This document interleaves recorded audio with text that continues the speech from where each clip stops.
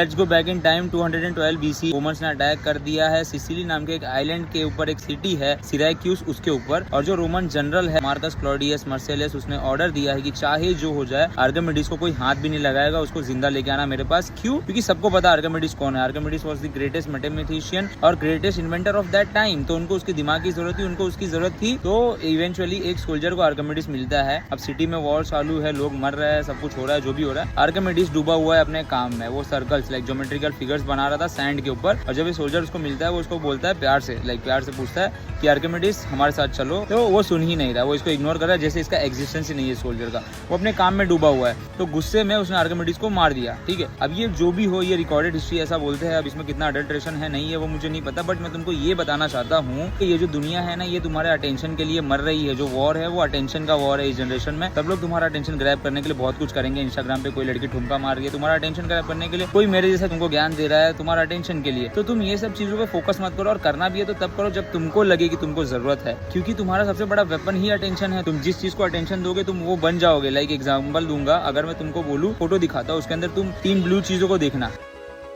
तो तुमने क्या क्या देखा? तो तुम कोई 3 चीज बता दोगे जो ब्लू थी। लेकिन ना अगर मैं पूछूं अच्छा एक रेड चीज के बारे में बताओ, तो तुमको नहीं पता चलेगा ये क्या है। ये बेसिकली ये है कि तुमने किस चीज को अपना अटेंशन दिया। तो ऐसे ही तुम्हारा दिमाग काम करता है। तुम जिन चीजों को जितना अटेंशन दोगे तुम उन्हीं पे फोकस करोगे, तो तुम एक्चुअली में रियलिटी को कभी पूरी तरीके से देख ही नहीं रहे। रियलिटी में वो चूज करो जो तुम देखना चाहते हो। तो मेरा बोलना ये है कि जैसे तुम होमवर्क करने बैठे हो और तुमको कोई बोले कि भाई आजा खेलने जाते हैं, फिर मम्मी कोई काम के लिए बोल रही है, इसको मुझे और आधा घंटा देना है, उसके बाद मैं एनीवेज फ्री था, मैं कहीं पे भी जा सकता था। तो भी मैं अगर उठ गया बीच में जस्ट बिकॉज मुझे किसी ने बुला लिया, 5-10 मिनट देना था, मैं नहीं दे पाया, तो फिर मैं अपनी पूरी लाइफ कैसे किसी चीज को दूंगा अपना पर्पस ढूंढने में। ये जो छोटी छोटी आदतें है ना, कि तुम तब तक मत उठो जब तक तुमने अपना काम नहीं कर लिया, ये बहुत इंपॉर्टेंट है। जब तुम्हारा कर्म का टाइम आता है, जब तुमको काम करना होता है, तो उस वक्त भागो मत उससे, कोई भी चीज से डिस्ट्रैक्ट मत हो, करो अच्छे से करो।